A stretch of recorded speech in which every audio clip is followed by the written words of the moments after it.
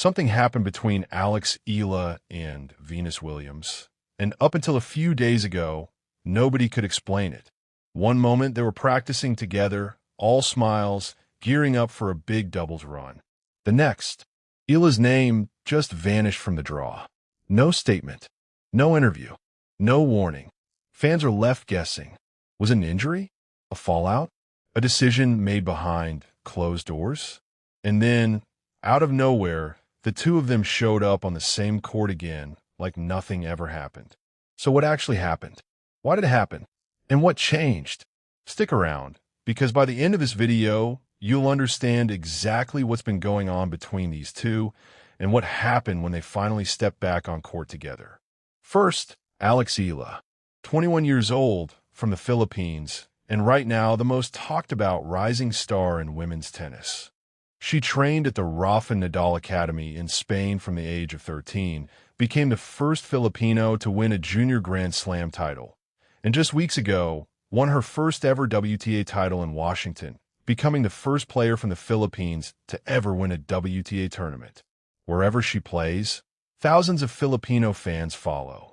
And then there's Venus Williams, 7-time Grand Slam singles champion, a living legend of the sport, still competing decades after she first stepped on a tour, inspiring a whole new generation of players who grew up watching her. When she and Eala first paired up for doubles back in June, it was billed as a dream team, a rising star teaming up with an icon, and fans couldn't wait to see how the partnership would grow. That first partnership began at the Bad Homburg Open on grass, where the two of them clicked almost instantly, winning their opening match together before falling in the quarterfinals. It was enough to get fans excited about what could come next, and when word got out that they'd be reuniting at the Mubadala DC Open, the buzz only grew louder. So rewind to that tournament in Washington. Eala and Williams were set to play doubles together for a second time. Then, just hours before the match, the official draw dropped, and Eala's name was gone. Venus Williams simply moved on with a new partner. Fans were confused at first, wondering if something had gone wrong between the two. But Eala herself cleared it up soon after in a press conference. She said she had so much respect for Venus and was grateful for every chance to learn from her and play alongside her, but that this was her first week back in competition, and Venus deserved a partner who could give her everything physically, mentally, and emotionally on court.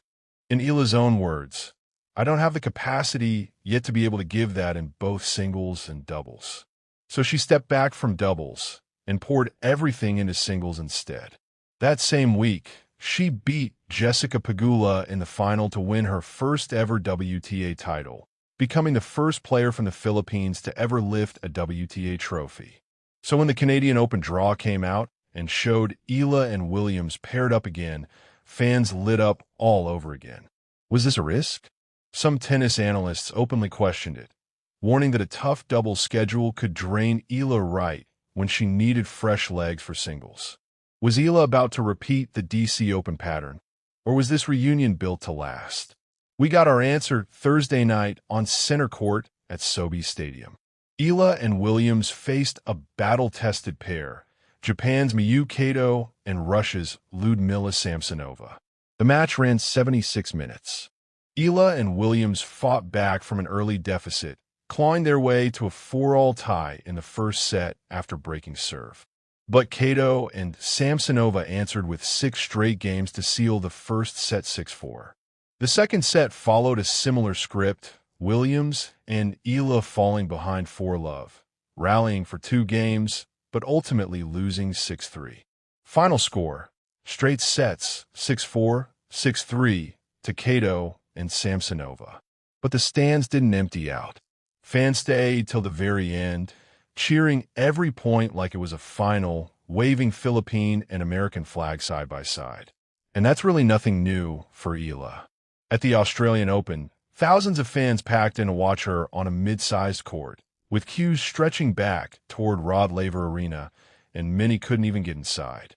And here in Toronto, organizers had to move her singles match to a bigger stadium after ticket demand blew past capacity. It's not just fans who've noticed either. World number 3 Coco Gauff recently said that playing against Eala feels like stepping into an Olympic-level atmosphere, and that Eala is bringing a whole new fan base into the sport. Her pull on a crowd is becoming one of the biggest stories in tennis right now. And after Thursday's loss, Venus Williams had nothing but praise for her young partner. Alex is a world star. She's just incredible. Besides her tennis, she's an incredible person, well-spoken, impressive. We lift each other up. The doubles run may be over, but Eala's singles story is very much alive. She moves on to face American Katie McNally in the third round, still undefeated in Toronto and still chasing more history for the Philippines. From there, it's on to Cincinnati, her final tune-up before the U.S. Open, on the very hard courts where she's already made some of her biggest breakthroughs, including a historic run to the fourth round at Wimbledon earlier this year. Every match right now feels like another step towards something bigger. The scoreboard said loss, but the crowd said otherwise. So, was skipping Venus at DC Open the smartest move of Eala's career? Let us know in the comments. And if you're a true tennis fan, if you love Alex, Eala, if you love Venus Williams, then hit that subscribe button right now. Let's come together and support our players every match, every step of the way. Click subscribe, and let's keep this journey going.